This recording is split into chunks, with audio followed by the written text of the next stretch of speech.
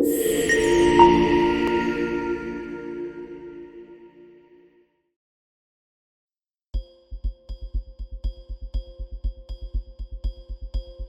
दिव्य है। इसे ब्रह्मांड के निर्माण के समय उत्पन्न होने वाली प्राचीन एकाक्षरी ध्वनि कहा जाता है।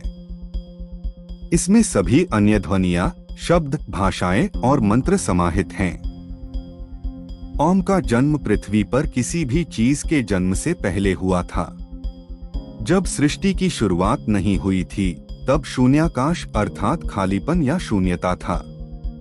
शून्याकाश, जिसका शाब्दिक अर्थ है आकाश का ना होना, वास्तव में कुछ नहीं से अधिक है, क्योंकि उस समय सभी चीजें एक संभावित निहित स्थिति में थीं। ओम की ध्वनि भगवान के रूप में प्रकट होने का प्रतीक है। ओम निराकार सत्य का प्रतिबिंब है। इसे अनादि, अनंत, बिना शुरुआत और अंत के कहा जाता है। यह सभी को समाहित करता है जो अस्तित्व में है। संस्कृत में ओम को प्रणव कहा जाता है, जो नु धातु से लिया गया है, जिसका अर्थ है ध्वनि का शोर मचाना। इसलिए प्राणु का अर्थ है अपने मन में एक गूंज पैदा करना।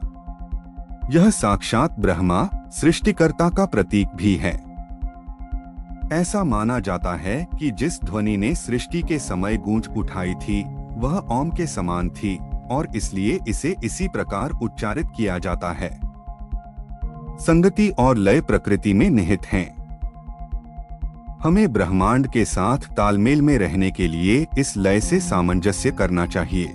इसके लिए एक महत्वपूर्ण उपकरण है ओम का जप, जिसकी एक अद्वितीय ध्वनि है जो ब्रह्मांड में गूंजती है और हमारे मानस में गहरी पैठ बनाती है। ओम की शक्ति इतनी प्रबल है कि यह सभी आंतरिक भ्रांतियों को नष्ट कर देती है और सभी नकारात्मकता को समाप्त कर देती है। यह पवित्र ध्वनि अपने स्वर से अमृत उत्पन्न करती है और संपूर्ण ब्रह्मांड के अतीत, वर्तमान और भविष्य को समेटे हुए है। यह काल या समय की सीमा से परे है। ईश्वर के अनगिनत नामों में ओम सबसे शक्तिशाली है। ओम सभी व्याख्याओं से परे है। यह दिव्य है और इस भौतिक जगत के सभी क्षेत्रों से ऊपर है। वास्तव में ब्रह्मांड की सभी ध्वनियां इससे उत्पन्न होती हैं। ओम का उच्चारण व्याकरण के नियमों द्वारा नियंत्रित नहीं किया जा सकता। यह उन सभी नियमों से परे है। बिग बैंग सिद्धांत भी इसी प्रकार के विचारों को प्रस्तुत करता है कि ब्रह्मांड एक विशाल ध्वनि के साथ उत्पन्न हुआ था। ओम सार्वभौमिक रूप में है, जो स्थान और समय के गुणों से परे है। ऐसा माना जाता है कि भगवान ब्रह्मा ने ओम का उच्चारण करने के बाद सृष्टि की शुरुआत की थी। इस कारण इसका उच्चारण किसी भी नए कार्य की शुरुआत के लिए शुभ माना जाता है। यह सकारात्मक ऊर्जा उत्पन्न करता है और कार्य को पूर्ण करता है। भगवद गीता में ओम तत्सत का जप बताया गया है।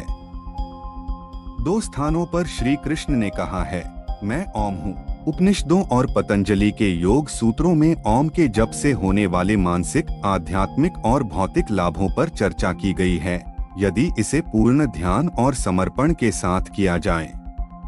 जब ओम का उच्चारण ठीक से किया जाता है, तो यह उच्चारण करने वाले के चारों ओर एक शक्तिशाली क्षेत्र बना देता है, चाहे उसका विश्वास कुछ भी हो, और उसकी आध्यात्मिक स्थिति को ऊंचा कर देता है।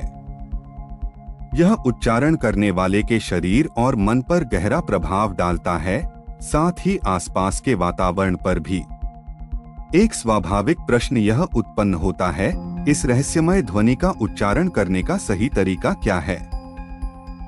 योगियों ने इस ध्वनि के उच्चारण का सही तरीका बताया है। गहरी सांस लें, उसे कुछ समय के लिए रोके रखें और फिर उसे धीरे धीरे छोड़ते हुए अपनी नाभि से लेकर गले तक के बीच सभी चक्रों से होते हुए बाहर छोड़ें। इसे छोड़ते हुए अपने होठों को बंद करें ताकि बचा हुआ श्वास आपके मन के क्षेत्र में गूंजे। इस तरह से ओम का उच्चारण करने से व्यक्ति के ऊर्जा केंद्र सक्रिय हो जाते हैं और उसे आध्यात्मिक और भौतिक लाभ दोनों मिलते हैं। ओम केवल एक ध्वनि या कंपन नहीं है। नहीं, यह केवल एक प्रतीक है।